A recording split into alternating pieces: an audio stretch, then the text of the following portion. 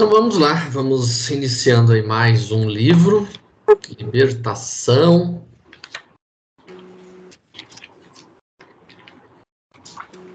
E aí vamos hoje a nossa introdução, né? Antes, As Portas Livres, e capítulo 1. Introdução. Então a introdução aí, ele faz a seguinte questão. Faça um paralelo em relação à lenda do peixinho vermelho e à humanidade, do passado e dos tempos atuais.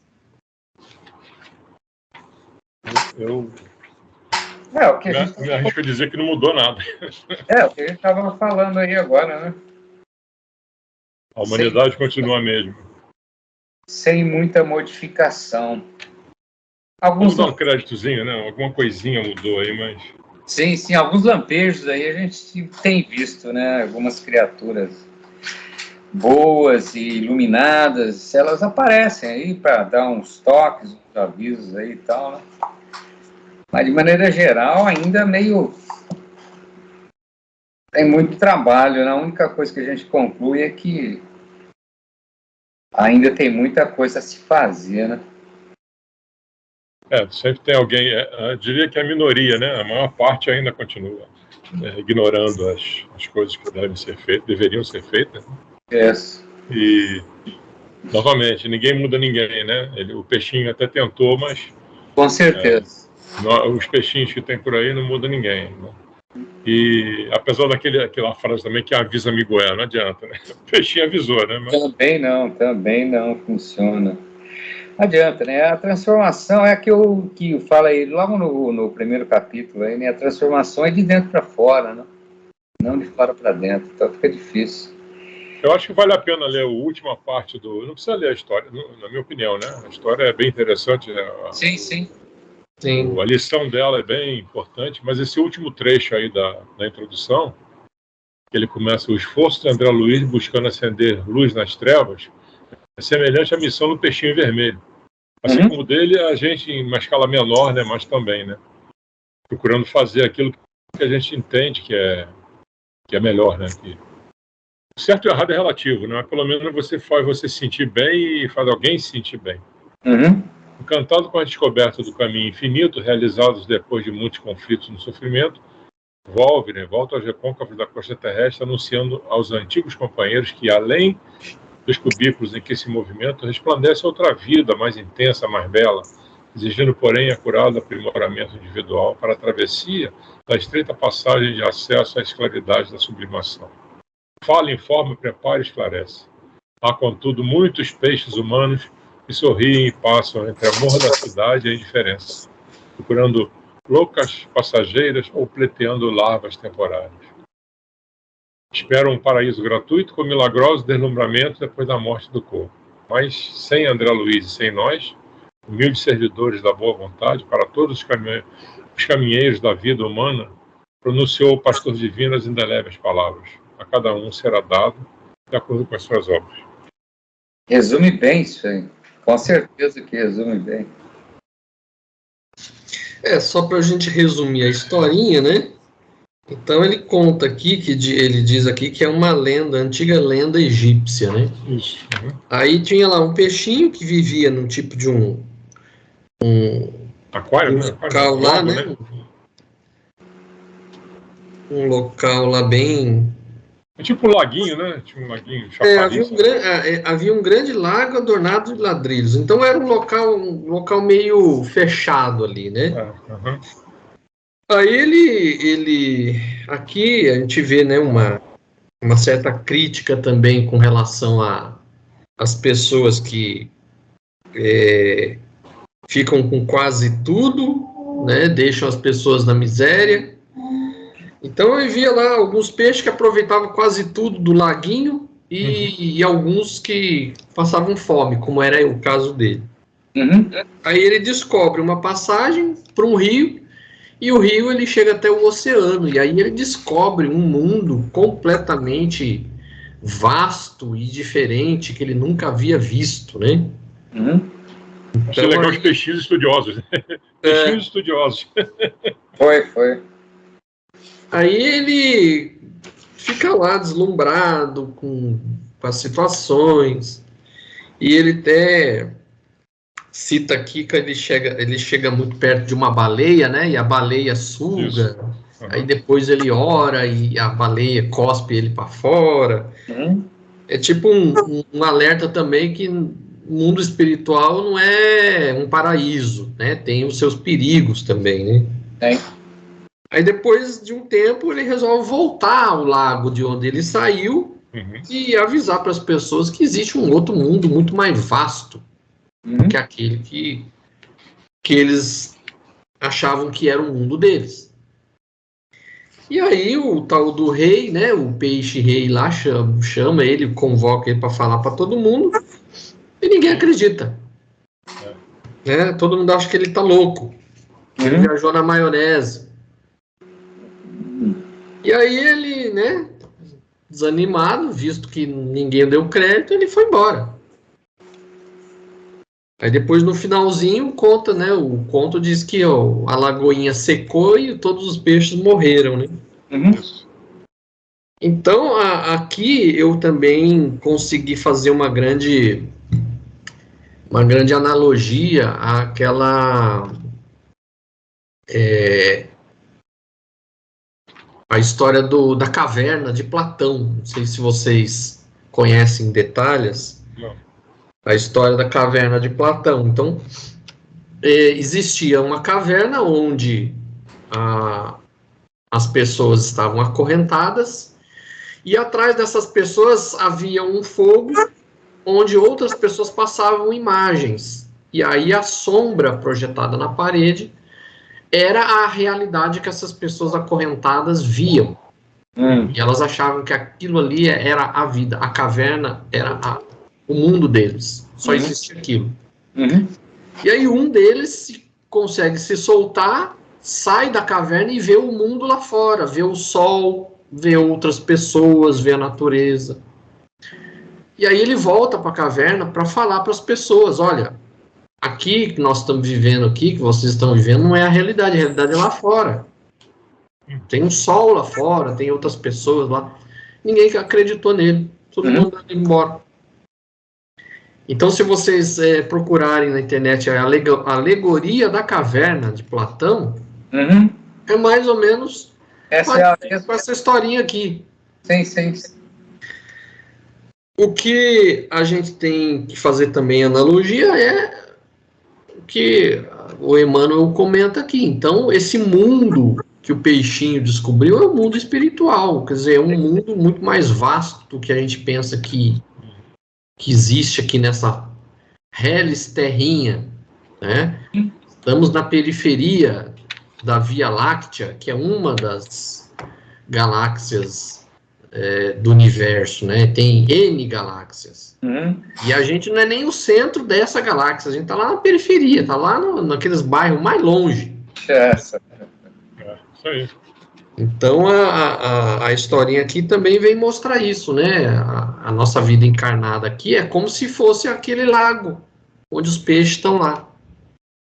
As pessoas que desencarnam e vão lá e conhecem um outro mundo, como ele coloca aqui, André Luiz é como se fosse o peixinho vermelho, que vem nos alertar, né, sobre esse outro mundo que existe. E a maioria não acredita, obviamente. No caso soberbo, né? O orgulho. No caso do André Luiz, ele teve um pouquinho mais sorte que o peixinho vermelho, porque no peixinho vermelho ninguém acreditou nele. Pelo menos no André Luiz, alguns ainda acreditam. Está fazendo alguma coisa. Está influenciando de alguma forma. Tem duas passagens aqui no texto, que eu até tinha sublinhado, que lembra o Evangelho, quando ele diz que, apesar de macérrimo pela abstenção completa de qualquer conforto, perdeu várias escamas com grande sofrimento, a fim de atravessar a passagem estreitíssima. Tem aquela história da passagem estreita, né? Para você chegar no local. A porta estreita. A porta é estreita. E o peixão, quando diz aqui, o nosso lago é o centro do universo. Não tem nada a ver, é o mundo, né? A pessoa cria aquele mundo dela, a famosa zona de conforto também, e não quebra aquilo ali. Não quebra. Ninguém quebra. Você um dia tem que acordar e dizer, hoje é o mundo. É por aí mesmo, é isso mesmo. E a gente posterga mais do que diz hoje, né? Do que assume, né? É hoje? Aí você fala, não, pode ser amanhã. Pode ser amanhã, né? Mas, e o preço, né? O preço disso, né? O custo disso. Tudo tem um custo, na verdade, né? Mas ninguém está disposto a pagar, não. De maneira geral, poucas as pessoas estão dispostas a pagar isso. Né? Muita gente acha que não vai pagar, né? É a história do plantou, colheu também, né? Aham. Não é bem assim, não. Que isso. O inferno é aqui mesmo. Que inferno. Eu pensei assim, esse perfil macérrimo que ele coloca é justamente a gente sendo despojado dos nossos defeitos, dessas nossas más inclinações, né? Mazelas. Quanto mais limpo você tiver, mais fácil é a passagem, né? Uhum. Sim. Mas a minha mãe afirma que não tem esse negócio de... Minha mãe é evangélica desde muito... Está com 92 anos agora, então aqui não... Nem adianta falar nada, mas ela sempre falava que a gente paga aqui mesmo. Eu fiquei negócio de outra encarnação. A gente faz aqui, paga aqui. Tá bom, mãe. Tá bom. Às vezes a conta chega mais rápido, né? Às vezes chega, exatamente. De repente sim, por que não, né? Aí você tem que ver se a conta é dessa vida ou é conta atrasada. É boleto vencido. De repente é boleto vencido, né? É boleto vencido e o juro tá alto, hein? O juro e correção, meu amigo. Nossa Senhora. Eu acredito que sim, viu? Eu acredito que sim. Pode acontecer, vai chegar antes aí, né? Sem expressão daquela conta que aparece, aquele boleto que aparece no meio das contas lá, você fala, nossa, o que é isso? E já venceu! E a multa? Os boletos são atletas de alta performance, sempre vence, né? Então... Sempre vence. Muito bom, muito bom. Muito legal, faz todo sentido, cara. Todo sentido. É isso aí. Abriu o livro com chave de ouro, essa historinha. Muito legal. Essa historinha eu achei também muito legal.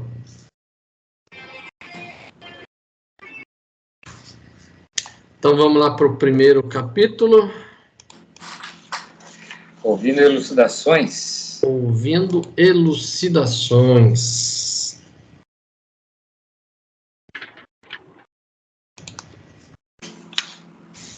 Esse primeiro capítulo aqui, ele é uma preleção na prática, né? Uma preleção que foi feita preparando já o pessoal para o trabalho que viria, né?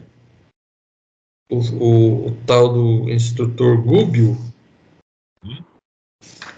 ele já vai mais ou menos preparando, né, o espírito, né, das pessoas para aquilo que vai vir para frente, né? É isso aí. Tem uns termos bem fortes no texto.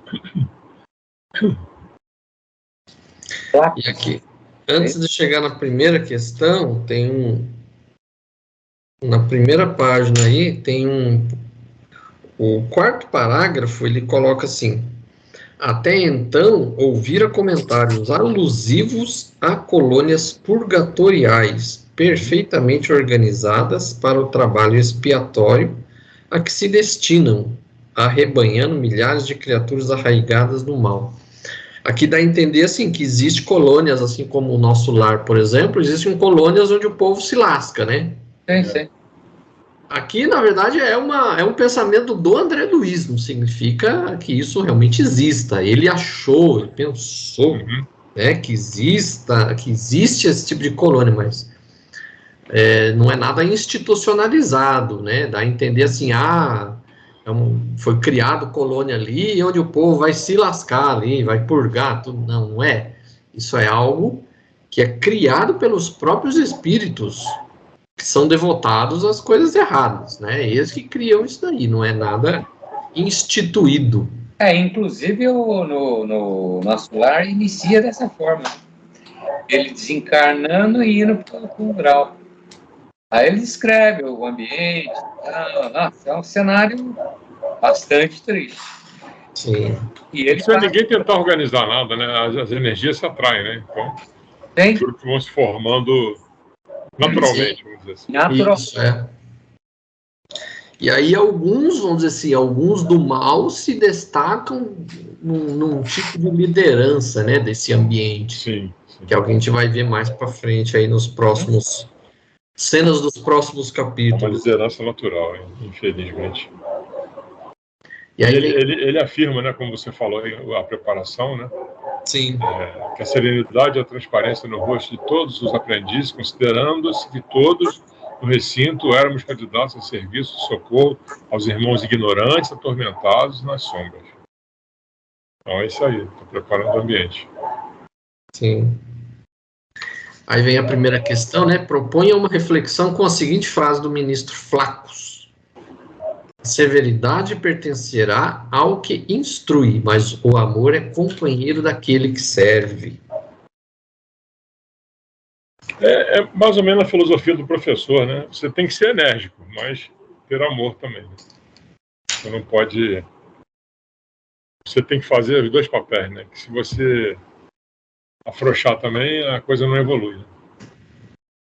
Né? Os superiores que se dispõem a trabalhar em benefício dos inferiores em ação persistente e substancial não lhes podem utilizar as armas sobre a pena de Se precipitar. se precipitarem no baixo nível deles. A severidade pertencerá ao instrutor, mas é o amor, o companheiro daquele que serve.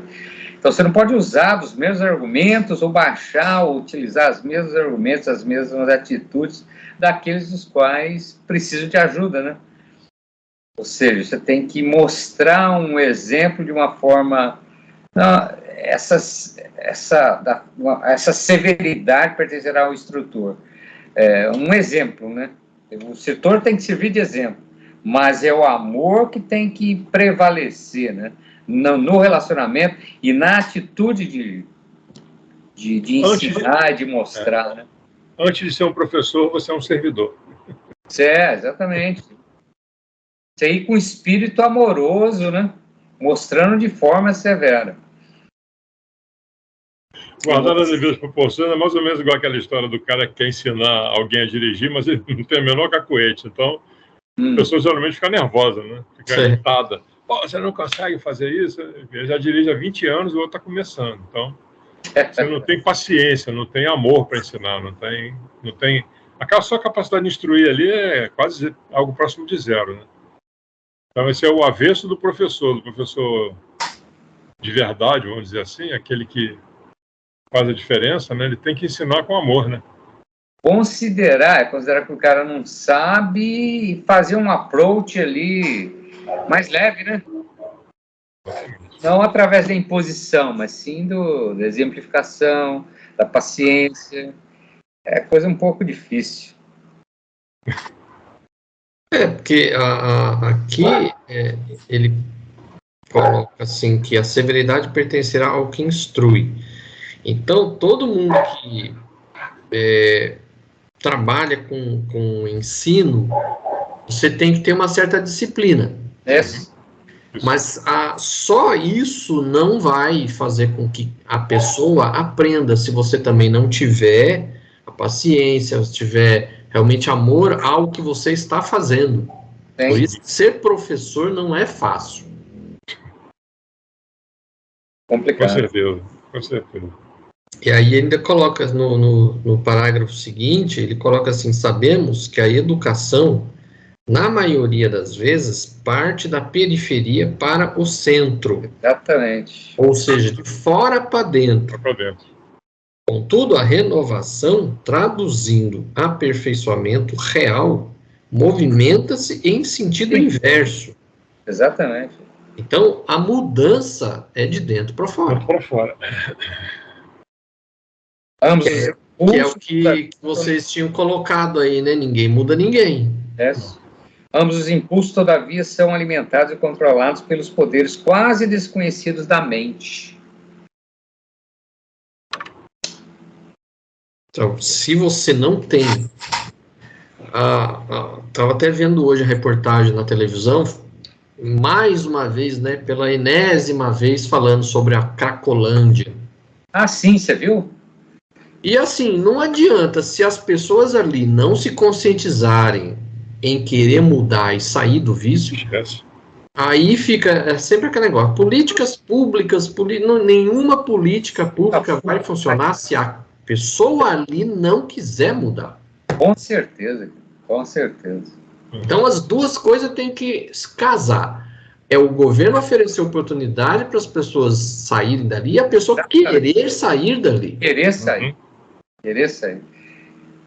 Então, Então, o cara quiser sair e não encontrar ambiente para isso, ele vai falar, não, por que eu vou sair? Vou continuar aqui, para quê?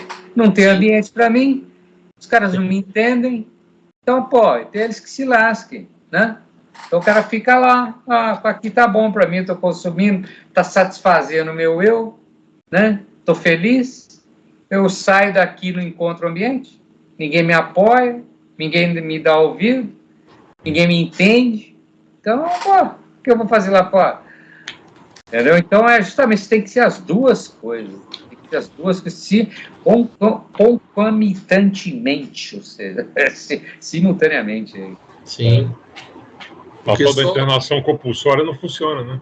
Não funciona, você fica difícil, cara. Você pegar o cara pelo colarinho, enfiar ele dentro do carro e falar, ô, meu amigo, vamos pra lá e descer o pau no cara, pô, deixar ele ser, pelo amor de Deus. Fica difícil, cara. Você provoca uma revolta muito maior. O cara se revolta de tal forma que, nossa senhora, Deus o livre. Ele se afunda ainda mais. Que isso? Porque a pessoa sendo obrigada a ir para uma clínica e tudo mais, não vai adiantar nada, porque se ele não quer mudar, não adianta. Não resolve. Né? Mas parece que, assim, ontem eu estava ouvindo a cultura, né? Os caras estão registrando aí um número maior de disposição à mudança. Eles registraram, acho que 30%, uma coisa assim. Um número assim que está crescendo, está uma curva ascendente aí, né? Da pessoa realmente, não você está querendo me ajudar, está estendendo a mão para mim, então eu estendo também, eu vou em direção à sua mão. Parece que esse número tem aumentado, mas ainda, assim, você olhar aquele ambiente, é terrível, cara. É um umbral aqui, assim, coisa de outro mundo. Imagine ali a volta, o tipo de espírito que está ali convivendo com eles. Sim. Aqui em São José, ali perto da associação, aqui, né, perto de casa, aqui na Rua Paraibuna, ali e tal. Mas em São Paulo, você viu? A Cracolândia em São Paulo é um negócio de louco, cara. Uma coisa que eles falaram também, não sei se é verdade, que houve uma redução do número de pessoas. Eles compararam um período aí de tempo, reduziu o número de pessoas que ficam por lá. E uma coisa mais interessante ainda, as pessoas que estão por lá, estão lá há menos tempo. Ou seja, tem gente há menos tempo lá do que há mais tempo. Tem muito mais gente que está lá há 1 ano, 2 anos, do que gente há 5 anos, 6 anos. Ou seja, as pessoas que estavam há mais tempo parece que conseguiram se libertar e veio a nova safra. Veio a nova safra. Ali é um trabalho de formiguinha, né? Talvez um trabalho com uma equipe de psicólogos para conversar com Precisa, todo um conjunto. Eu estava ouvindo um psiquiatra conversando, ele falou, não adianta, é um conjunto de situações. Não resolve, não se resolve. É um conjunto de situações para se tentar resgatar. É muito difícil. É bem complicado, cara. Um trabalho duríssimo mesmo. Sem contar que você precisaria trabalhar na extinção, na razão deles estarem lá, né? Que é a droga. Sim. Cortar, estrangular, mas isso é mais difícil. Estrutura familiar, é todo aquele conjunto. Daí você estende o problema, você vai ver que o problema começa fora da situação dele. O ambiente, de repente, ele vem. Por que ele saiu da casa dele? Não encontrou ambiente, o pai pôs para fora, enfim, família desagregada, é uma série de coisas, é uma somatória de problemas que culminam naquele problema. Então, por isso que você tem que ir mais fundo na coisa, né? É complicado, amigão. Tem que ver, porque a maioria ali que saiu, foi expulso de casa. Sim. Então tem que procurar a família, conhecer o histórico da pessoa. É um trabalho realmente bem complexo. Se conseguir convencer ele, convencer a família, tá assim, a situação dele tá assim, vocês tem como trabalhar ele com amor, etc. Se a gente trouxer ele aqui, tá? Se houver essa aceitação, acho que seria um bom começo, né? Porque senão a família, não quero mais saber. Aí tem que procurar outro ambiente para ele. Putz. Se você parar para pensar, ninguém que está ali porque quer, duvido. É igual a história do cara que se mata para acabar com a dor, né? Acaba com a dor, não se mate, pô, né? Lá o cara tá lá com uma fuga. Sim, com certeza. E ele às vezes não tem consciência disso, é um nível de fraqueza. Sim. O nível de fraqueza espiritual é muito grande. Então ele relaxa. Então a droga, ela destrói os neurônios do cara também. Destrói, e o cara entra num estado de vegetativo que, né, e aquilo para ele tá bom. Ele não sente mais dor, né? Então, nossa, é degradante, cara, é degradante. O negócio, eu não faço a mínima ideia, você teria que ser um psiquiatra aí para entender isso, enfim. Mas é uma combinação de fatores aí gigantescos. Oremos. A única opção é uma situação Vibremos. É uma responsabilidade nossa, né? Que cada um de nós acho que tem uma parcela de culpa nessa história aí, viu? Então vamos lá, nossa segunda questão. Conforme a preleção do ministro, como são criadas nossas esferas obscuras que geram as zonas de tormentos? Como podemos modificá-las? Continuando aí, depois do... Ele fala, a rigor, portanto, há um parágrafo antes, o espírito humano lida com força mental tanto quanto maneja a eletricidade, com a diferença, porém, de que se já aprende a gastar a segunda, que é a eletricidade, no transformismo incessante da Terra, mal conhece a existência da primeira e nos preside a todos os atos da vida. A rigor, portanto, não temos círculos infernais de acordo com os figurinos da antiga teologia, onde se mostram indefinidamente gênios satânicos de todas as épocas, e sim esferas obscuras, em que se agregam consciências embotadas na ignorância, cristalizadas no ócio reprovável ou confundidas no eclipse temporário da razão.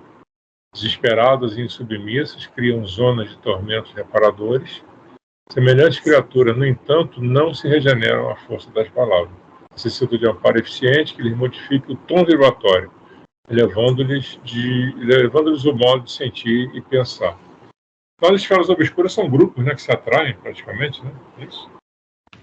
É o que a gente está conversando aí, ó. Que a gente acabou de falar dentro desse contexto aí da Cracolândia, é por aí, cara. É dentro desse contexto aí mesmo. Criam zonas de tormentos reparadores. Semelhantes criaturas, no entanto, não se regeneram à força de palavras, que a gente está conversando aí. Ó. Não adianta chegar e ficar buzinando no ouvido do cara. Não se regenera. Não vai mesmo. Porque eu imagino que aquelas pessoas que estão ali, que morrem, né, desencarnam, elas continuam naquele ambiente, porque é a sintonia que eles estão quando desencarnaram. Continua. Então aí é um negócio que parece que se retroalimenta. Enquanto não acabar de vez ali, com aquele ambiente entre os encarnados, o negócio vai continuar, não vai ter fim. Ali é a verdadeira esfera obscura. É ali. É uma das, né? Uma delas, é. Sem falar em várias outras, né? Sim. Que existem pelo mundo. Necessitam de um amparo eficiente que lhes modifique o tom vibratório, elevando-lhes o modo de sentir e pensar. É um trabalho gigantesco, colega. Ele descreve aqui vários políticos, né, pensadores que fizeram. Sim. Mas é interessante o final, aqui o finalzinho quando ele fala de todos os pensadores e sobre os mananciais da cultura nos vales da terra, é imprescindível que desçam os torrentes da compaixão do céu, através dos montes do amor e da renúncia. Aí vem aquilo que a gente comentou novamente. Cristo não brilha apenas pelo ensino sublimado, resplandece na demonstração. Sobre os mananciais de cultura da terra, é imprescindível que se desça os torrentes do céu pelos montes de amor e renúncia. Cristo não brilha apenas pelo ensino sublimado, resplandece na demonstração. Na companhia dele é indispensável que mantenhamos a coragem de parar e salvar, descendo aos recessos do abismo. É justamente isso aí, que quando ele se refere a esses pensadores anteriores, esses pseudos salvadores aí, né? Grandes políticos que passaram pela terra, Périx, que eles chamam, Alexandre, Augusto Divino, Constantino Grande, Napoleão, Pasteur, todos esses aí, né, passaram, deixaram suas marcas, mas não foram fundo, né? Eles deixaram um monte de super... Ele faz todo um histórico aqui, né? Isso. Ele fala que ele começa aqui falando dos eminentes pensadores, né? Que traçaram diretrizes à salvação das almas. Né?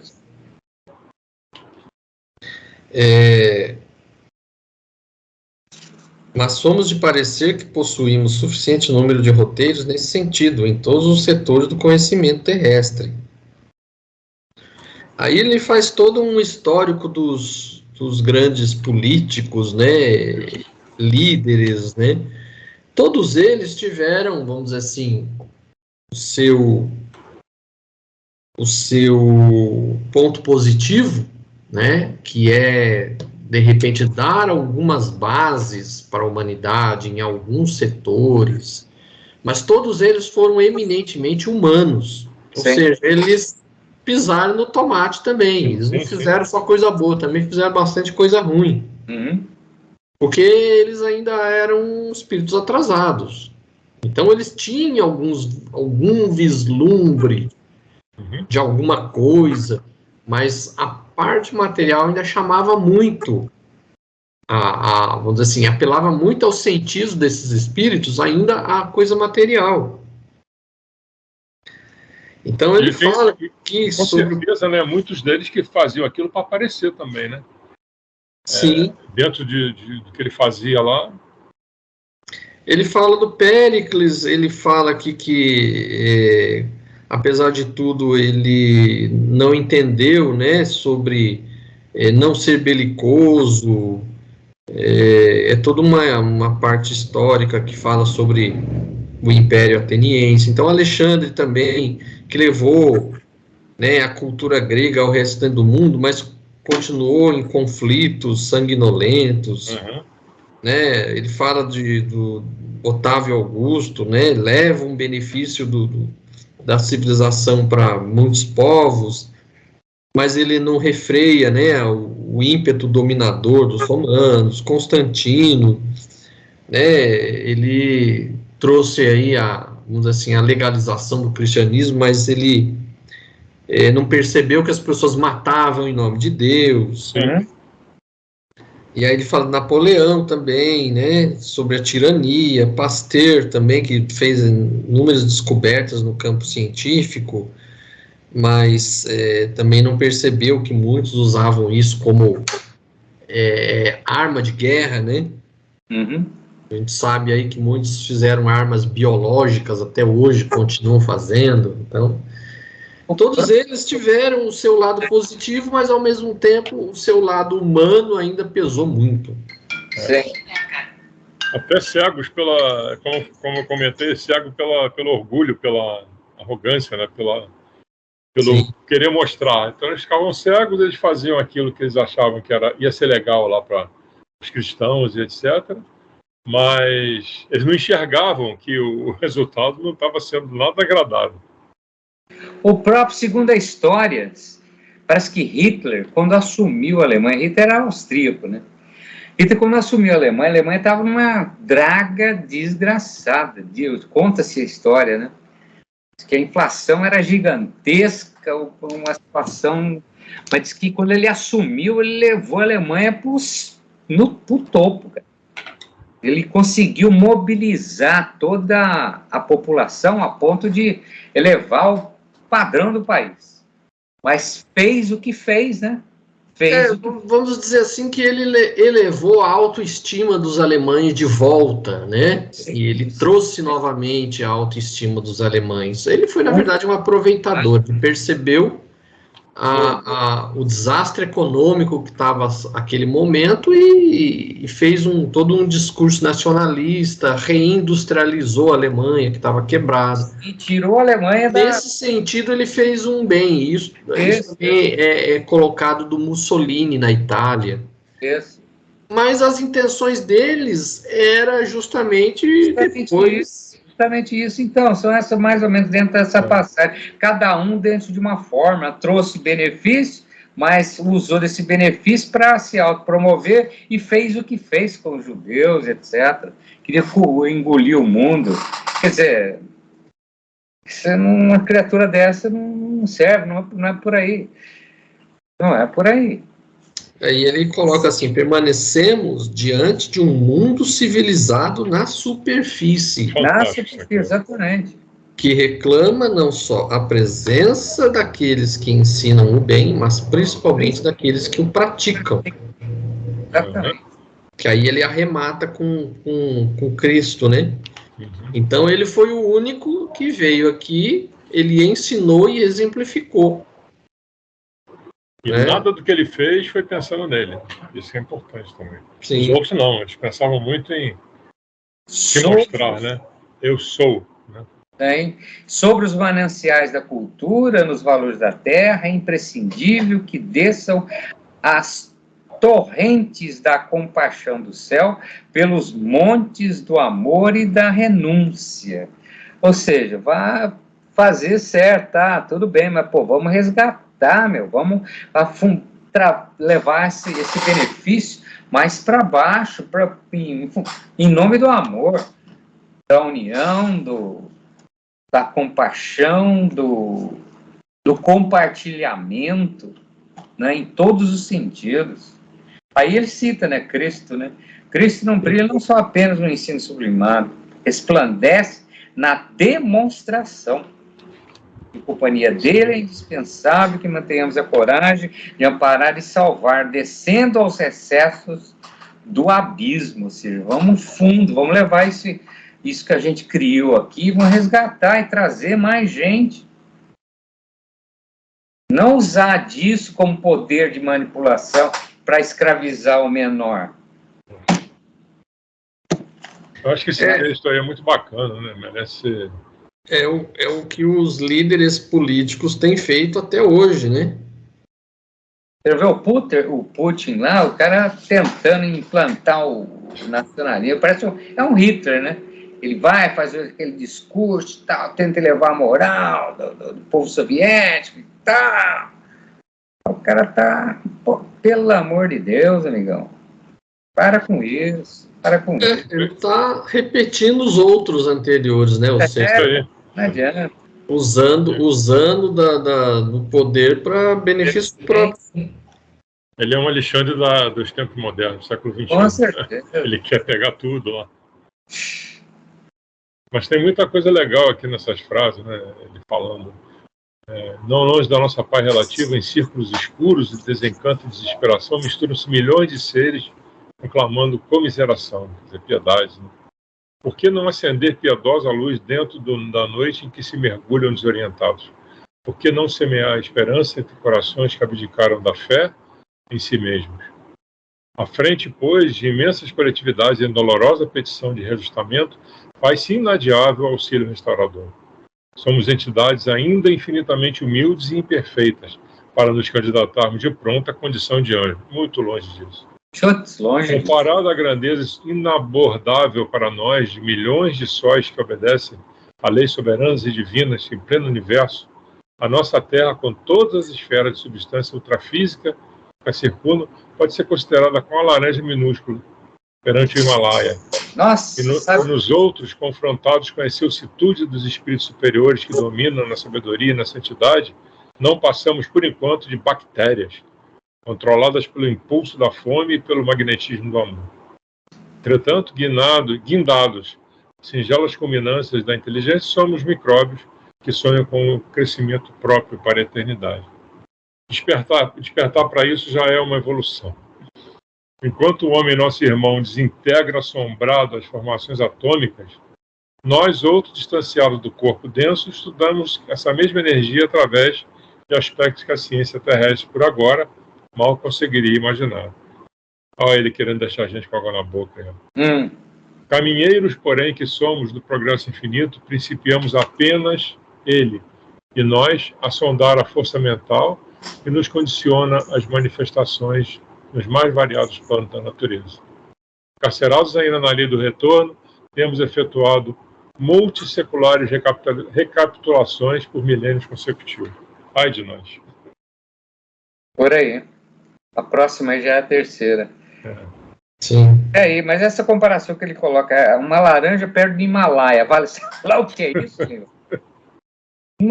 Põe uma laranja perto do Himalaia. Tem um filminho famoso aí que o cara começa vendo, acho que é uma bolinha, né? Ele vai subindo na câmera, subindo. No final eu não vejo mais nada. Aí passa pela terra. Nossa senhora, nós somos... Nossa, tem muita... Mas eu acho que é legal, a gente já falou de reforma íntima hoje e está falando agora de você se conscientizar do que você tem que fazer. Pelo menos isso já é importante. Né? A sua visão do mundo ser diferente do que era quando você começou, eu pelo menos comecei em 2016, é uma guinada de 180 graus. Teria um amigo meu que falaria 360. Eu falei, pô, aí você não resolveu nada. 360 você saiu 180, meu amigo. Ponto, você está sendo tem que ser 180. 180 no máximo. No máximo 180. 360 você saiu e voltou no mesmo ponto. Eu tinha um amigo na Cruzeiro que ele falava esses encantos assim. Faca de 2 legumes, vai por aí.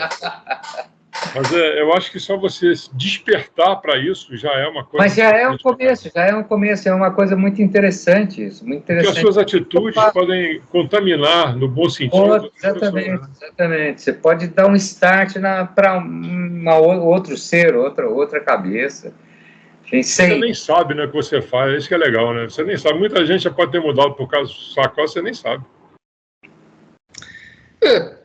Se a gente imaginar que até pouco tempo atrás, 500, 600 anos atrás, imaginava-se que a Terra era o centro do universo. Olha a pretensão. Do ser humano.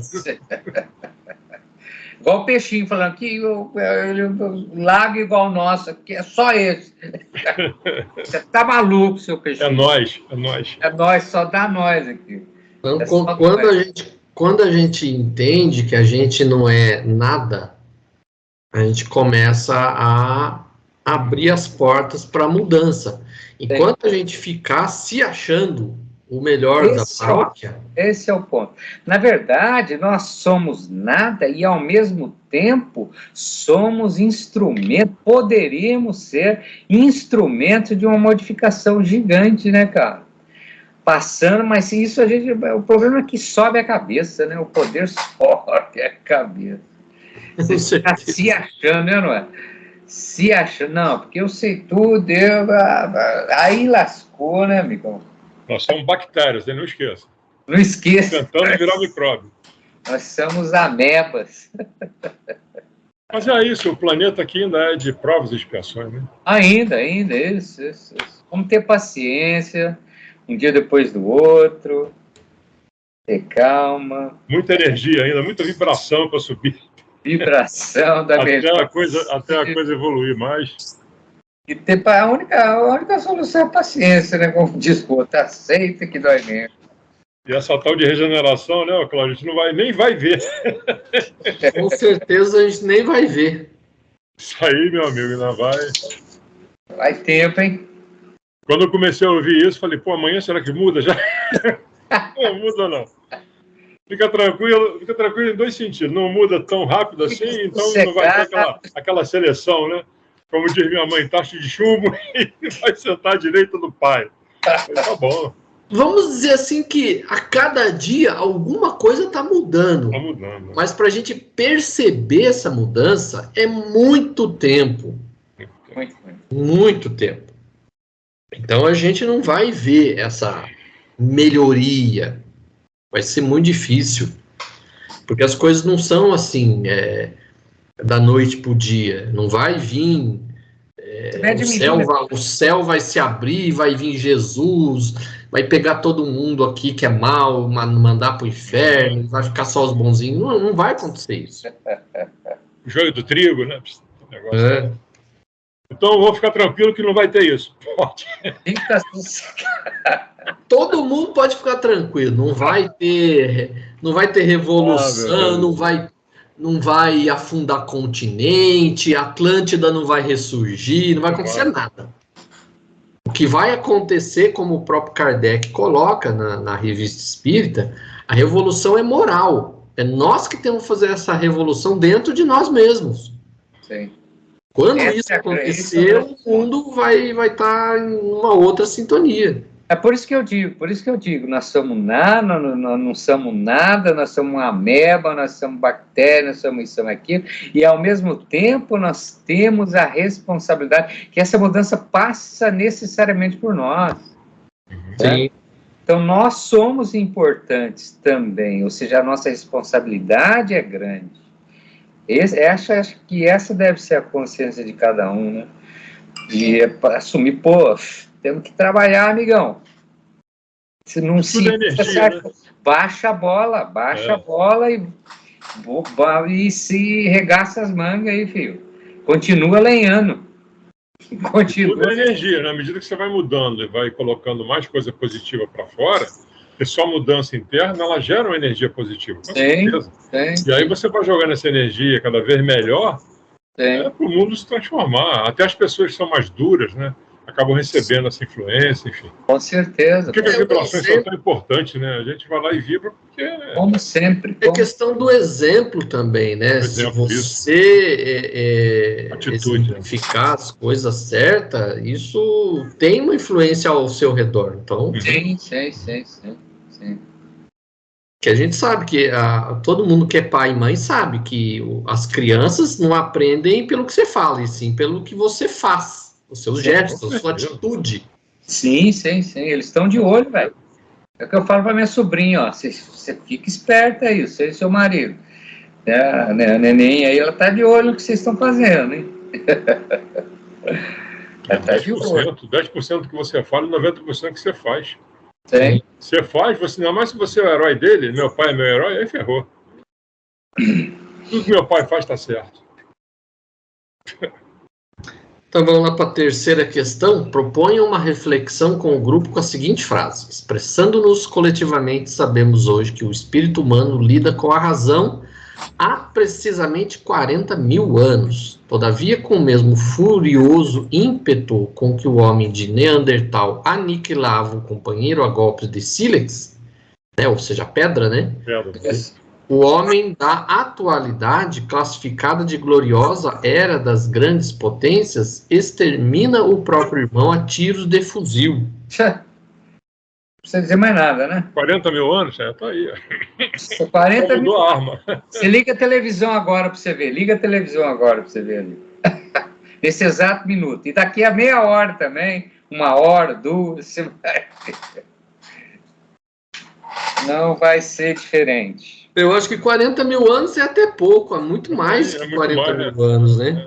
Eu estava pensando nisso aqui, 40 mil anos é muito pouco. Não vai ser. Será que 40 mil anos é que existia o Neandertal aí? Antes dele já tinha muita besteira, muita coisa errada. Né? É porque o homem de Neandertal, segundo consta, ele surgiu a coisa de 200 mil anos atrás, foi até mais ou menos 50 mil anos atrás. 100 mil anos atrás surgiu o Homo sapiens, que é o precedente da nossa humanidade, que a nossa é Homo sapiens sapiens, né?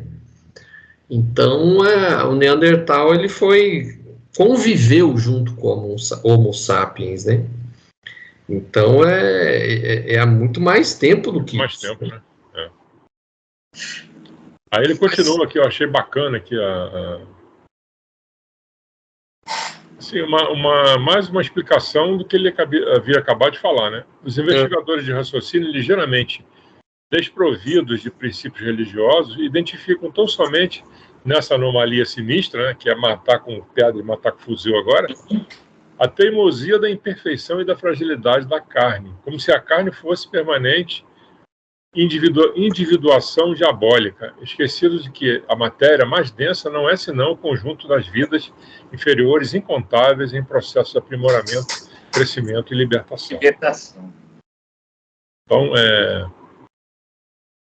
não é olhar por esse aspecto aí, é que a humanidade é resistente em aprender mesmo, né? Porque se você voltar no tempo, muita gente passou por esse mundo, além daqueles pensadores lá, passou gente muito melhor, com uma proposta muito melhor do que a deles, né? Talvez Martin Luther King, talvez o Gandhi, né? Pessoas que passaram por aqui com propostas muito legais de paz. E o que aconteceu com eles? Foram trucidados. O Buda, o Gandhi eu acho que é um dos exemplos mais recentes aí, que está muito próximo aí da nossa encarnação, da nossa temporalidade aí, dentro do nosso tempo de encarnação aí, que é o Gandhi, que foi um exemplo de ser humano assim, de uma humildade. Madre Teresa de Calcutá, não precisa dizer mais nada. Mais nada, que é uma criatura mais, entendeu? Um exemplo mais, né? O que ele coloca ao outro, quando é que você encontra uma criatura como essa? Isso pra caramba. Parece a cada milênio. O que ele coloca aqui é assim, a humanidade tecnologicamente evoluiu bastante. Moralmente continua a mesma coisa da época do Neandertal. Sim, deixa matar com pedra, mata com fuzil. É isso aí. Resumindo é isso. Aí tem nos campos da crosta planetária a queda sem inteligência, qual se for anestesiada por perigosos narcóticos da ilusão. No entanto, auxilia-la-emos a sentir e reconhecer que o espírito permanece vibrando em todos os ângulos da existência. Mas não o suficiente, né, para acabar com essas barbáries, né? Porque ele coloca no parágrafo seguinte que para tentar explicar essa agressividade humana, atribui isso à coisa da matéria, né? Isso. Então, quem estudou um pouco de medicina, lembra do Galeno, né? Galeno foi durante praticamente 2000 anos o manual da medicina. Então, tinha a questão dos humores, né? Então, o que ele colocava na questão dos humores é que os líquidos, a composição do corpo humano influenciava no humor da pessoa. Se a pessoa era uma pessoa feliz, se era uma pessoa depressiva, se era uma pessoa triste, era devido aos chamados humores. Então, ele coloca muito enfaticamente uma origem material para as atitudes das pessoas. E aqui depois o que ele deixa claro aqui é o seguinte: isso não tem nada a ver. Nada a ver. A matéria é matéria, né? Tanto que ele fala aqui que ele fala assim, fragilidade da carne, como se a carne fosse permanente individuação diabólica, esquecidos de que a matéria mais densa não é senão um conjunto de vidas inferiores incontáveis, ou seja, o nosso organismo é apenas um amontoado de células. Né? Ela não pensa. O nosso cérebro não pensa. O nosso cérebro é um mecanismo, é um instrumento para a gente materializar na vida material aquilo que o espírito está pensando. Quem pensa é o espírito. Se uma pessoa é ruim, se uma pessoa é boa, não tem nada a ver com o corpo físico da pessoa. É o espírito, é ele que tem esses traços característicos de personalidade. Né? Só que a matéria, a medicina, a ciência que é materialista, ela não identifica a parte espiritual, né? É tudo material. Tanto é que eles trabalham, tanto é que a medicina é bastante focada e tenta exemplificar isso a todo momento, todo instante aí, com medicamento, né? Medicamento A, B, você vê os psiquiatras aí, os caras usam psicotrópica de tudo quanto é jeito, desenvolve psicotrópico, desce daquela forma, né, tentando modificar a química cerebral para tentar modificar a atitude e a forma de pensar daquele que está doente. Mas nunca é só isso, né? A gente sabe que nunca é só isso. Então, justamente. Pode até ajudar. Pode até influenciar, né? Mas os caras não vão mais fundo. Isso que a gente quer mostrar, né, de maneira geral. Sim. Não é só isso. Tem o componente físico, tem o componente espiritual. As duas coisas têm que estar juntas. Você tratar só o físico e não tratar o espiritual, né? Psicólogo, um psiquiatra, a pessoa é extremamente depressiva. Tem componente material, tem componente que deve ser tratado da psique humana. Sim. Então, as duas coisas. Se você trata só um ou só outro, é mais complicado. É aquela frase que a gente sempre lembra, né? A fé sem a ciência é fanatismo, a ciência sem a fé é loucura. As duas têm que estar casadas, né? Novamente, você lembra da história dos remédios, que a pessoa, mas se a fé curasse, não precisava de remédio. Mas quem que permitiu que o remédio surgisse, né? Então, Sim. É um casamento, né? Tem que existir. Corpo e espírito, né? Você precisa... porque na realidade nós somos todos integrados, né? Dentro de um... Nosso corpo está integrado ao nosso espírito. Então, os dois estão ali, um atuando sobre o outro. Sim. Pois é. E aí vem a nossa quarta questão, continuando a reflexão. E o amor divino alcança-nos a todos à maneira do sol que abraça aos sábios e os vermes. Todavia, quem avança demora-se em ligação com quem se localiza na esfera próxima. É isso aí. Quer ler, Leonel? Cada espécie de seres do cristal até o homem e do homem até o anjo abrange inumeráveis famílias e criaturas operando em determinada frequência do universo. E o amor divino alcança-nos a todos à maneira do sol que se abraça aos sábios e aos vermes. Todavia, quem avança demora-se em ligação com quem se localiza na esfera próxima. Isso aqui eu não entendi, para ser honesto, eu não entendi essa frase aqui. Todavia, quem avança demora-se em ligação com quem se localiza na esfera próxima. O que ele quer dizer com isso aqui? Realmente essa frase aí ficou meio mandrake.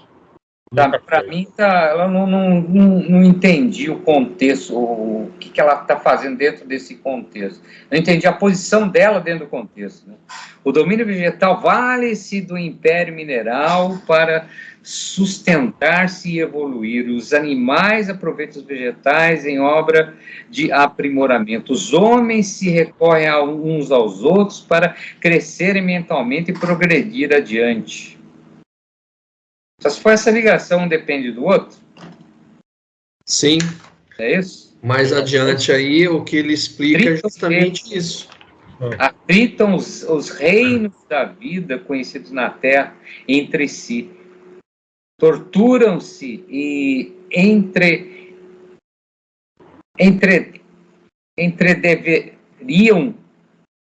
entredevoram-se por meio de rudes experiências, a fim de que os valores espirituais se desenvolvam e resplandeçam refletindo a luz divina. Nesse ponto, o esclarecido ministro fez pausa e fitou nos bondosos e continuou. Daí ele começa outra, né? Aqui ele já... O que eu entendi, ele faz toda uma... Primeiro, ele coloca assim...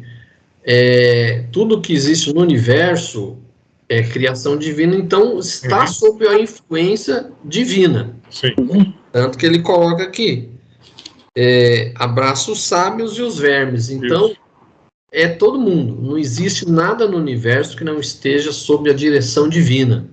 Obviamente, nossa avó dizia, o sol nasceu para todos. Como está lá no Evangelho, faz chover sobre os justos e os injustos. Isso. Então, está todo mundo contemplado. Uhum. E aí, o que ele faz é toda uma explicação a respeito daquilo que é até meio controverso ainda até hoje no Espiritismo, sobre a evolução do princípio inteligente, desde o princípio mineral até o hominal. É isso que ele faz aqui. Então, quando ele coloca assim, quem avança demora-se em ligação com quem se localiza na esfera próxima, é esse ponto de ligação entre vamos dizer assim, um grau e outro. Então, você vai avançando nos próximos graus, mas ao mesmo tempo você ainda está um pouco ligado nos anteriores. Então é uma coisa muito gradual. Quem avança demora-se em ligação com quem se localiza na esfera próxima. Sim. Ele coloca. Então o que ele coloca aqui é isso, é toda essa transição que se faz entre um reino e outro. Isso, na verdade, na doutrina espírita, né, se a gente se restringir apenas a Kardec, não existe vamos dizer assim, uma certeza de que essa evolução se dá dessa forma. Isso aqui é uma coisa que é colocado nas escolas de aprendizes, por exemplo, desde o reino mineral, o reino vegetal, animal e o hominal, todas essas esferas, o princípio inteligente evolui, mas restringir-se apenas a Kardec, ele não afirma que isso acontece. Então, não é uma certeza. Aqui o que está sendo afirmado é essa evolução. No parágrafo seguinte, ele dá 3 exemplos, né, é como se um ajudasse o outro, né? Você está buscando sempre naquilo que é inferior, uma alavanca para você mudar de patamar, vamos lá, mudar de grupo. O domínio vegetal vale-se do império mineral para sustentar-se a evoluir, né? Os animais aproveitam os vegetais na obra de aprimoramento, e os homens socorrem uns dos outros para crescerem mentalmente e prosseguir adiante. Então você está sempre um precisa do outro. Ninguém é um Robinson Crusoe, né, que vive na ilha, né? Desde lá do hidrogênio, como ele fala, até o homem. Tudo se entrelaça. Ninguém está isolado. E também talvez tenha um pouco de você pensando na história do peixinho, você está naquele seu mundo ali, você tem uma certa resistência de mudar de esfera, mudar de grupo, evoluir. Evoluir é difícil, né? Porque nada evolui de graça, né? Então, não existe evolução de graça. Principalmente a doutrina, no livro dos médios, ele fala praticamente em todos os capítulos você tem que estudar. Em todos os capítulos ele te alerta para isso. Você precisa estudar. Como é que você consegue evitar isso? Estudando. Como é que você vai entender melhor isso? Estudando. Se você for participar de uma coisa, estude antes. Então é sempre o estudo. Uhum. Então, você evoluir não é fácil, não é de graça, né? Tudo tem seu preço. Não tem almoço grátis, né? Sim. Eu estou evoluindo, eu estou sabendo mais. Do nada, assim, você estava dormindo, veio a fadinha e plim. E aí é difícil, né? Ninguém evolui nem adquire conhecimento por osmose.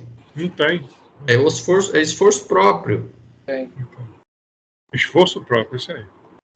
E o domínio, como ele diz aqui, o domínio vegetal vale-se do império mineral para sustentar-se e evoluir. Os animais aproveitam dos vegetais na obra de aprimoramento. Ou seja, realmente, um dá sustentação ao outro. Ou seja, isso aí. Obviamente, nesse caso aqui, são substâncias, como diz, animais aproveitam os vegetais na obra de aprimoramento. Os homens se socorrem uns aos outros para crescerem mentalmente e prosseguir adiante. Ou seja, mentalmente, no caso do homem, aí existe até no caso do homem, poderia ser assim. É assim. É assim, né?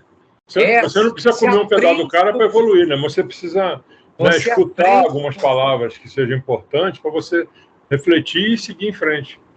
Aqui, inclusive, ele toca num ponto que é bastante atual nos dias de hoje, que é a questão ecológica, né?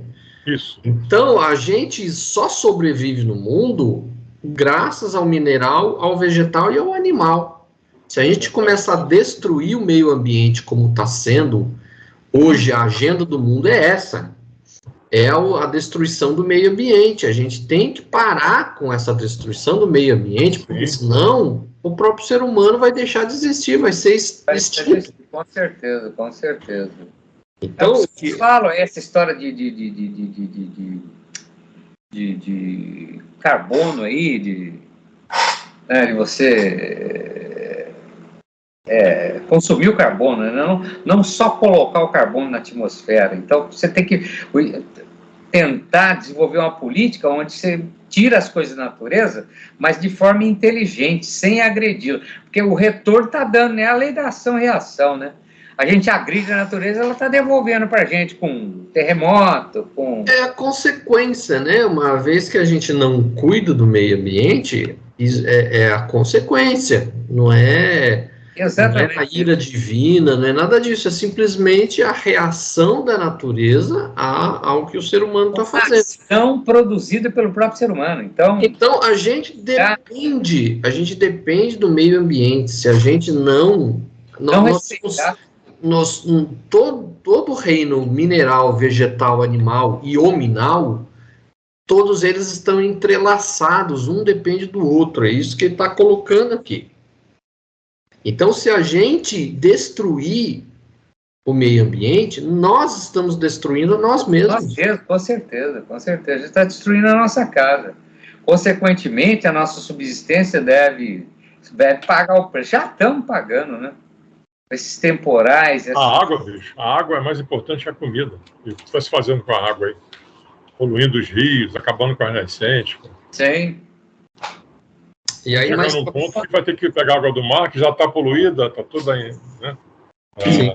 Uma coisa que é legal, que sempre a gente tem que buscar alguma coisa, otimismo, né? É que hoje tem uma conscientização muito maior do que há 50 anos atrás. Também, é lógico, guardada as devidas proporções. A industrialização de hoje é 1000 vezes maior que a de 50 anos atrás. Você tem muito mais lixo sendo jogado aí. Mas já perceberam, né? O que o Cláudio está falando. Se você continuar agredindo, meu amigo, você vai ter que morar em outro planeta. Com certeza, vamos ter que mudar, viu, velho? Porque a natureza está devolvendo. Está devolvendo.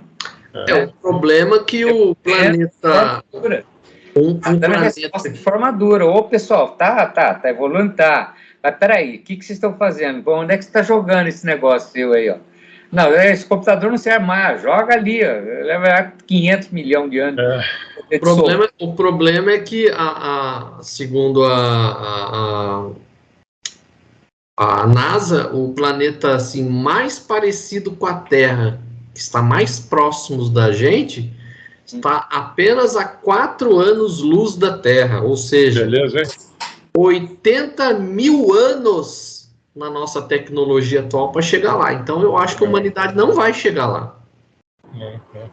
Então, não existe outro planeta. A gente tem que cuidar do nosso. Não tem planeta B, não, né? Aí, mais para frente aqui, ele já entra na questão da dependência do ser humano com relação ao próprio ser humano, né? Aí fala aqui sobre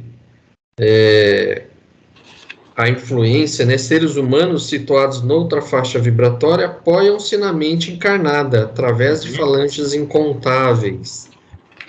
Então, quer dizer, é o próprio ser humano sendo, vamos dizer assim, dependente do outro ser humano, né? Então, a nossa própria coletividade é um dependente do outro também, né? A gente não está sozinho no mundo. A gente vive em sociedade, então é justamente para um se apoiar no outro. Sempre dentro dos limites da racionalidade, né? Sim. Vamos lembrar dos vampiros de energia. Tem gente que quer te sugar demais. Aí ele até cita, né? que, lógico, essas intenções de um para o outro nem sempre é boa, né?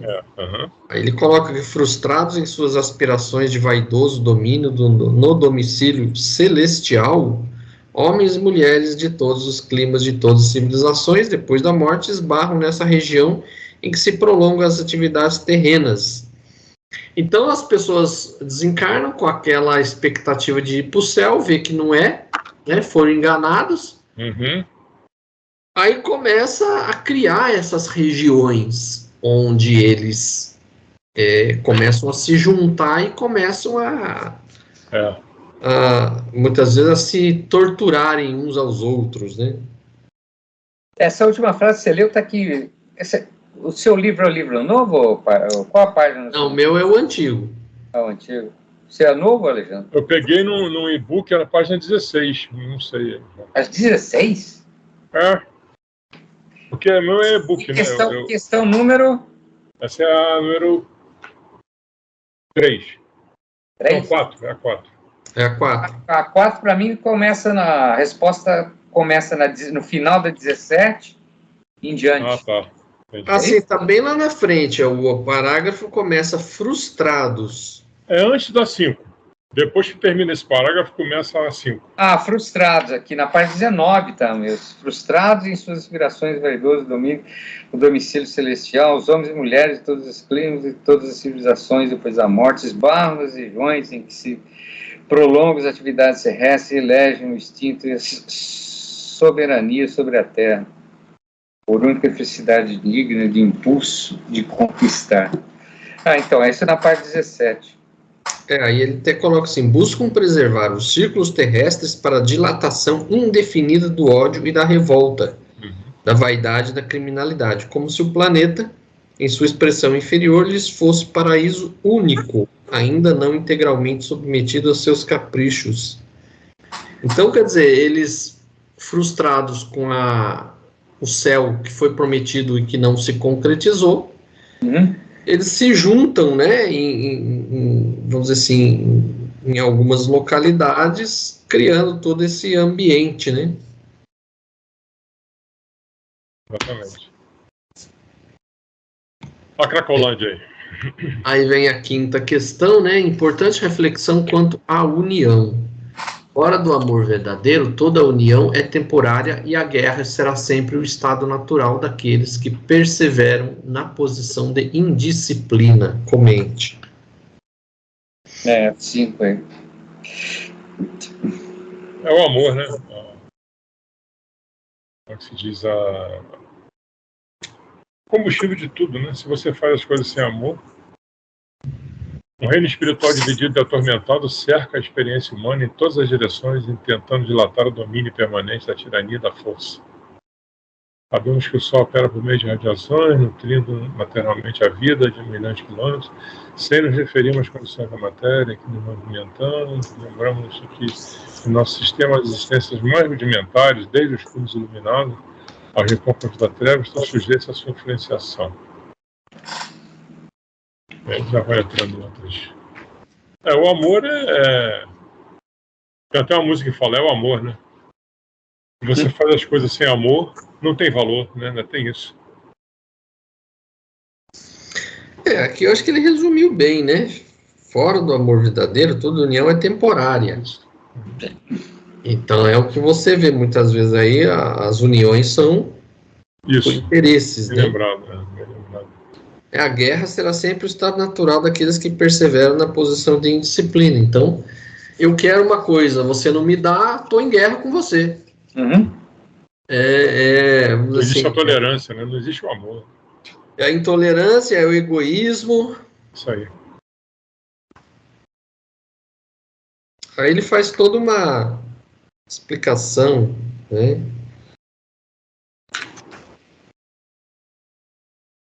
Que as pessoas aqui, ao desencarnar, depois elas se organizam em colônias de ódio e miséria moral, disputando entre si a dominação da terra. Fala que anjos decaídos da ciência. Então, esses locais, eles não são pessoas sem conhecimento intelectual. São pessoas extremamente inteligentes. Mas aqui a moral é péssima, né? Uhum. E aí ele fala, né? Homens terrenos que, semi-libertos do corpo, lhes conseguiram identificar, de algum modo, a existência. Recuaram tímidos e espavoridos, espalhando entre os contemporâneos as noções de um inferno punitivo e infindável. Então, algumas pessoas que, de repente, em sonho, visitaram uma dessas regiões e viram, né, a terrível situação que eram esses espíritos em locais que para eles pareciam ser o inferno, e aí eles, ao retornarem, relataram, né, essas situações que acabou sendo descritas, né, como regiões infernais, né? E aqui, na sequência da preleção dele, que eu achei interessante um trecho que ele fala assim, o parágrafo começa assim: o homem, herdeiro presuntivo da coroa celeste, é o condutor do próprio homem, dentro de enormes extensões do caminho evolutivo. Entre aquele que já se acerca do anjo e o selvagem, que ainda se limita com o irracional, existem milhares de posições ocupadas pelo raciocínio e pelo sentimento dos mais variados matizes. Então, não sei se vocês lembram, na época que nós fizemos o estudo do Livro dos Espíritos, tinha lá a escala espírita, lembra? Tinha 10 posições, primeira classe, espíritos de segunda classe, terceira classe, até a 10ª classe.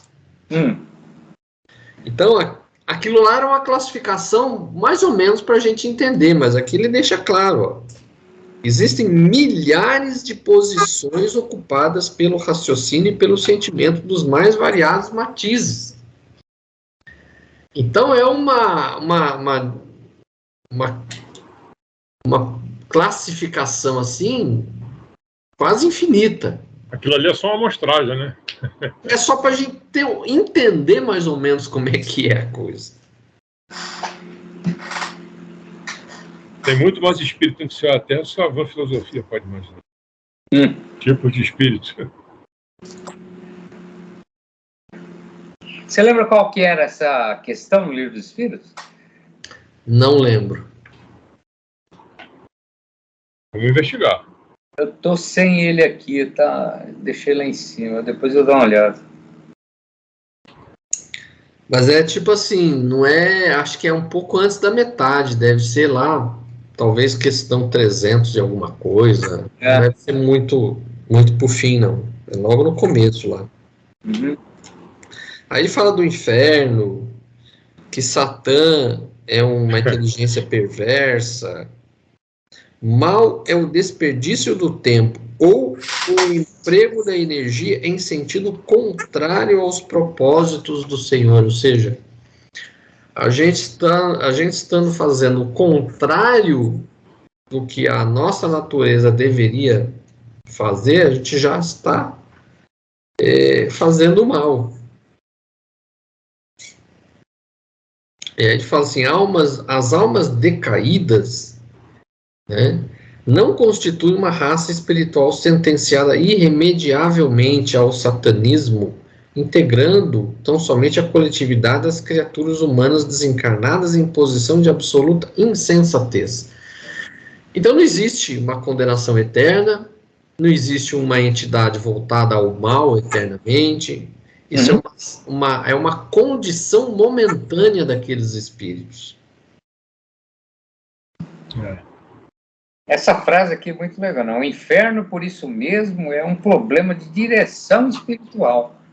Sim. Esse é o ponto. Nesse parágrafo anterior, aí ele fala da influência dos espíritos.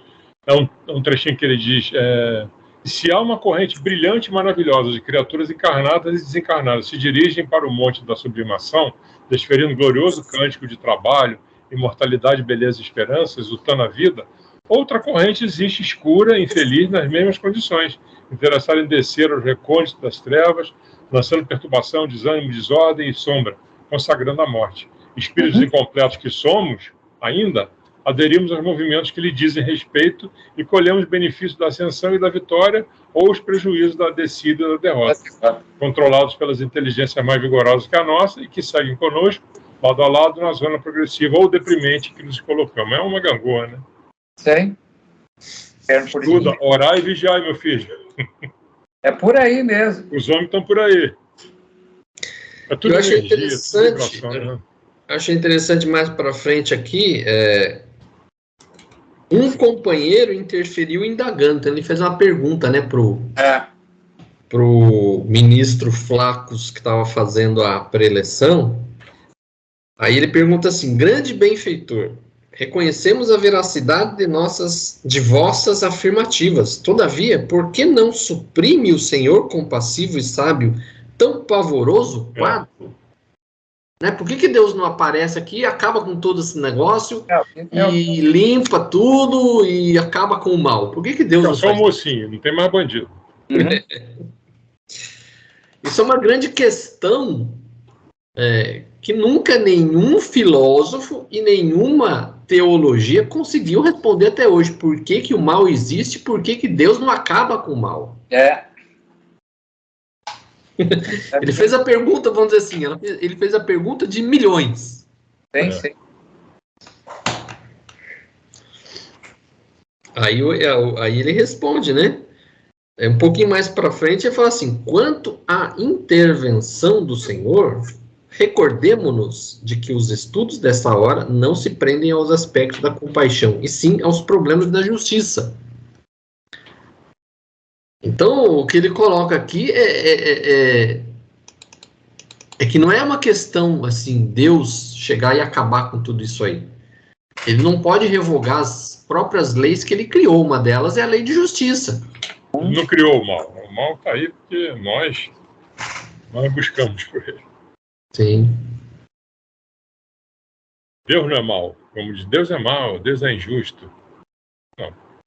É porque, assim, traduzindo em mudos, a gente fez a lambança e a gente tem que consertar. A gente faz a lambança e pede para Deus vir consertar a lambança que nós fizemos. A gente que tem que aprender a consertar. Senão se não fosse assim, era só botar espírito perfeitinho no mundo, né? Tudo perfeitinho. Se fosse assim, maravilha. Eu faço tudo errado e peço a Deus, Deus vem e conserta tudo. Muito fácil. Aí vem a sexta questão, né? Nesse capítulo é abordada a condição em que muitos irmãos incapacitados de prosseguir no além-túmulo, cristalizados na rebeldia, no ódio e na miséria moral, desperdiçam sua energia em busca da dominação na terra, se misturando à multidão terrestre, influenciando mentes humanas ligadas pelos fios invisíveis de sintonia. Nos esclarece que o diamante é lapidado pelo diamante, o mal só pode ser corrigido pelo mal. Comente. É aquela história do resgate, né? Eu acho que é isso. Funciona a justiça através da injustiça aparente. Justiça aparente. Até que o amor nasça, redima os que se condenaram a longas e dolorosas sentenças diante da lei. Se condenaram a longas e dolorosas sentenças. Você acabou de falar, você faz a merda e quer que Deus corrija. Então, você fez, então agora você vai corrigir. Para corrigir, você vai ter que pagar. Tudo tem um preço, né? A conta chega, né? Então, sim, você vai sofrer. O mal aí é o sofrimento, né? Porque você, na verdade, quando você está numa situação de espírito não evoluído, muito baixo, né? Baixa vibração, etc., você precisa fazer coisas boas, né? Sem interesse, né? Você tem que seguir naquela ordem do vou fazer e não quero saber de retorno, não estou pensando em retorno. São coisas boas que você tem que fazer para poder evoluir. Mas até você chegar lá, e isso não vai te livrar também do sofrimento, né? Então você precisa ser bom dentro do sofrimento. Você está pagando por alguma coisa que você mesmo fez, e se você tiver consciência disso e conseguir fazer coisas boas, mesmo estando assim numa atitude de derrota, né? A sua cabeça está para baixo, né? Mas eu preciso. Você se convencer disso, você consegue evoluir. Por isso que eu acho que o mal só pode ser corrigido pelo mal, né? Você vai estar no mal, numa situação assim, arrasado no chão, mas você tem que encontrar força para fazer coisa boa. Porque você ficar ali se lamentando, ou se lastimando, ou se maldizendo, é pior ainda, né? Porque aqui praticamente é uma resposta à pergunta do rapaz, né? Então, aqui, essa frase aqui eu achei interessante. Funciona a justiça através da injustiça aparente. Aparente. Então, as coisas vão se corrigir através justamente da consequência daquilo que nós fizemos, né? É o retorno dos nossos atos. Uhum. Então, Deus não pode simplesmente chegar e magicamente consertar todas as coisas. Porque senão seria uma injustiça. A gente fez um monte de coisa errada. A gente não vai ter que consertar o que a gente fez de errado? É o que ele chama aí de injustiça aparente. Não tem injustiça. Não tem injustiça. Só que você não pode virar as costas, né? Aí entra também ao lado de você fazer uma coisa boa, né? A pessoa está derrubada, está no chão, está arrebentada, está... Enfim, está quase se matando. Aí você está assim porque pediu, está merecendo. Aí ele coloca assim: homens perversos, calculistas, delituosos e inconsequentes são vigiados por gênios da mesma natureza. E se afinam com as tendências de que são portadores. E ele complementa um pouquinho mais para frente nesse pensamento. Ele fala assim: no entanto, seria ilógico e absurdo designar um anjo para custodiar criminosos. Então, quem comete os erros não tem ali um anjo, um anjo policial te vigiando o tempo inteiro. Não é assim que funciona a justiça. Sim. Na realidade, é justamente o que a gente está comentando aí. A pessoa tem que se conscientizar disso. Não, eu estou no caminho errado. Peraí, eu tenho que acordar, né? Não é o rapaz ali que vai me dizer, eu vou tomar daqui e dali, pô, eu vou ter que me aprumar, porque eu estou errado. Mas, vai ter que cair a ficha, resumindo, né? Tem que cair a ficha. Aí vem a sétima, né? De que forma podemos contribuir para a obra regenerativa conforme a orientação do ministro Flacos? Sim. Está no parágrafo logo para baixo aí, né? Eu achei aqui no final da 24, sem o nosso esforço pessoal bem, a obra regenerativa será adiada indefinidamente, compreendendo-se por precioso e indispensável nosso concurso fraterno para que irmãos nossos, provisoriamente impermeáveis no mal, se convertam aos desígnios divinos, aprendendo a utilizar o poder da luz potencial de que são detentores, né? Então, realmente, aquela história, tem que cair a ficha, né? Ele tem que fazer com que caia a ficha, porque, na realidade, a luz está dentro dele, a solução está dentro dele mesmo, né? De nós mesmos. Aqui ele coloca bem claro, sem nosso esforço pessoal no bem, e o nosso esforço pessoal no bem ajudando quem ainda está abaixo de nós. Exatamente. Né? Estaremos contribuindo com essa obra regenerativa. Então, ninguém sobe na escala espiritual pisando em cima dos outros. Muito pelo contrário. E aí, para finalizar, comente com o grupo a mensagem que mais contribuiu com a sua reflexão neste capítulo. E são várias aqui, né? Eu consegui identificar, na minha opinião, esse parágrafo aí, logo depois dos detentores, somente o amor sentido, crido e vivido por nós provocará a eclosão dos raios de amor em nossos semelhantes, sem polarizar as energias da alma na direção divina, ajustando-lhes magnetismo ao centro do universo. Todo o programa de redenção é um conjunto de palavras pecando pela improbabilidade flagrante. Você precisa fazer tudo com amor e fazer, né? E fazer pelo seu irmão. Eu acho que ficou claro aqui, né? Nós dependemos dos outros, nós temos o que fazer, nós precisamos fazer, E se você não fizer, como disse na pergunta anterior, né, a obra regenerativa será adiada indefinidamente. Quanto menos você fizer, mais você volta, mais você volta, mais você volta. E não aprendeu ainda? Volta de novo.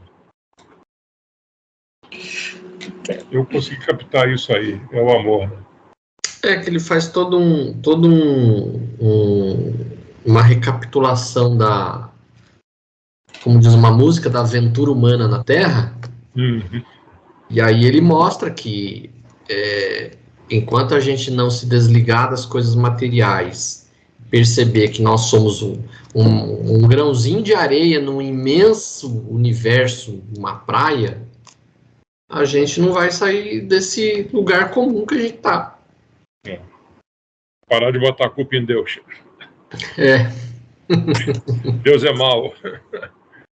Deus é mau. É isso aí, então. Muito bom recomeço. Encerramos por hoje. Muito bom mesmo, muito bom mesmo.